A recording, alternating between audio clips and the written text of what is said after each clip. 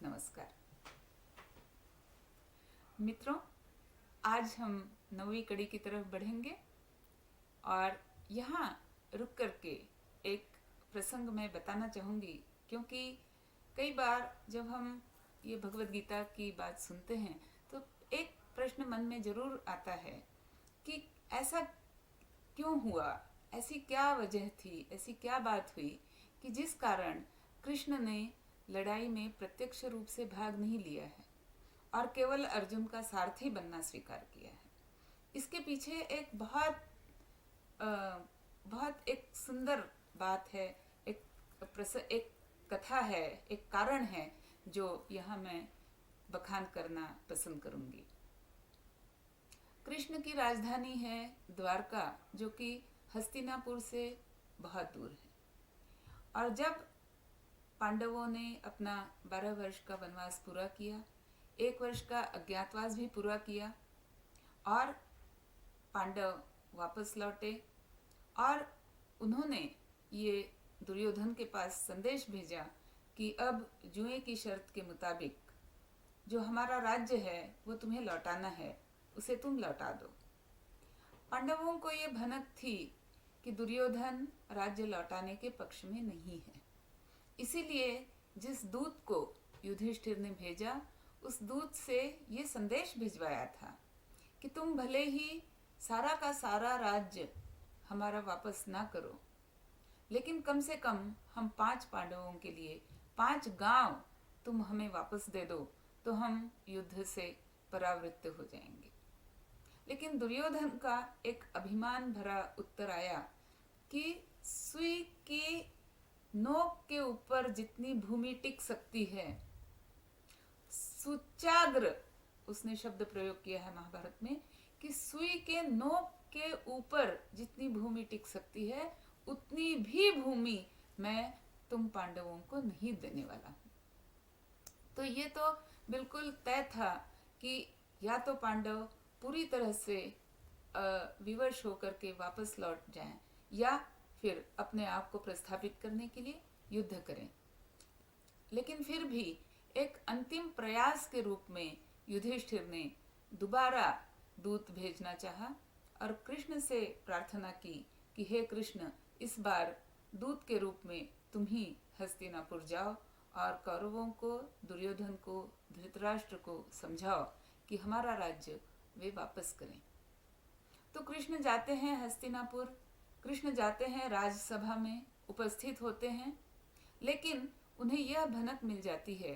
कि दुर्योधन ने तो कोई अलग ही चाल चली है। दुर्योधन ने ये जानकर कि कृष्ण का पक्ष बहुत बलवान है, कृष्ण स्वयं बहुत बलवान है और यदि कृष्ण पांडवों के तरफ आ जाते हैं तो कुछ भी हो सकता है, यह जानकर दुर्योधन ने दोबारा एक कपट रचा। उसने कृष्ण को राजसभा में ही बंदी बनाने का एक षड्यंत्र रचा। हालांकि दूत का नियम है कि दूत अवध्य माना जाता है, दूत को कैद नहीं किया जा सकता है। इस तरह के कई नियम होते हैं जो आज भी प्रचलित हैं, लेकिन फिर भी उन नियमों को तोड़ते हुए दुर्योधन ने यह निश्चय किया कि वह कृष्ण को बंदी बनाने का प्रयास करेगा। कृष्ण भी कृष्ण ही थे, उन्हें इस बात की भी भनक मिल गई, तो उन्होंने भी तैयारी कर ली थी और जैसे ही राजसभा में उन्होंने अपनी बात खत्म की और उन्हें समझ में आ गया सभी लोगों की बातों से कि दुर्योधन मानने वाला नहीं है और राज्य लौटाने वाला नहीं है, और अब दुर्योधन उस क्षण की तैयारी में आ चुका है जब वो अगला कदम उठाएगा और कृष्ण को बंदी बनाने का प्रयास करेगा। तो उसी समय कृष्ण ने सबको डराते हुए राजसभा में अपने विराट रूप का छोटा सा प्रदर्शन उस राजसभा में किया और सबको डराते हुए कृष्ण जल्दी से उस राजसभा से अलग निकल गए। तो अब यह तो तय था कि युद्ध होने वाला है और यह भी तय था कि कृष्ण जो हैं वो पांडवों के ही पक्ष में रहेंगे। लेकिन वहां पर एक परंतु था। परंतु ये था कि दुर्योधन, जो कि गदा युद्ध में बहुत माहिर माना जाता था, और भीम भी गदा युद्ध में बहुत माहिर माने जाते थे, लेकिन कृष्ण के बड़े बंधु बलराम यह गदा युद्ध में सबके गुरु थे और सबसे प्रवीण माने जाते थे। तो जब पांडवों का वनवास हो रहा था, उस समय दुर्योधन ने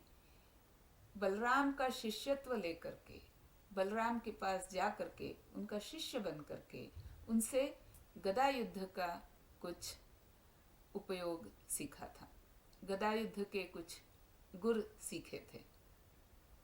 और इसलिए चूंकि भीम तो कभी बलराम के पास गए नहीं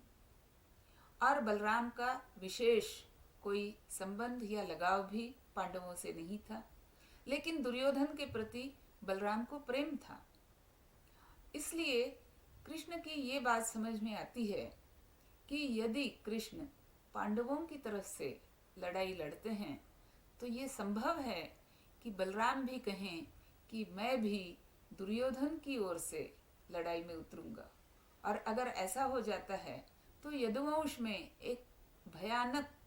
मत विभाजन होने का डर है। यदुवंश के राजा जो द्वारका में थे, यदुवंश उस काल के राजाओं में एक बहुत बड़ा साम्राज्य माना जाता था। हालांकि वह हस्तिनापुर से बहुत दूर था, लेकिन फिर भी अपने आप में उनकी सेना विशाल थी, एक अक्षोहिणी सेना थी। कृष्ण को यह डर नहीं था कि सेना लड़े या ना लड़े, और अगर लड़े तो किसकी ओर से लड़े, लेकिन कृष्ण को यह डर जरूर था कि अगर बलराम लड़ाई में उतरते हैं तो बात बड़ी मुश्किल हो जाएगी। और इसीलिए कृष्ण ये चाहते थे कि बलराम इस लड़ाई में ना उतरें।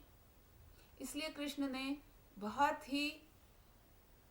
होशियारी से, बहुत ही खूबसूरती से यह घोषित कर दिया था कि यदुवंश के सैनिक, यदुवंश की सेना, यदुवंश के राजा इस लड़ाई में भाग नहीं लेंगे। लेकिन फिर भी जब लड़ाई की तैयारियां होने लगी तो दुर्योधन ने भी और पांडवों ने भी विभिन्न राजाओं के पास अपना निमंत्रण भेजा कि आप आइए और हमारा पक्ष आप स्वीकार करिए और हमारी ओर से आप लड़ाई लड़िए।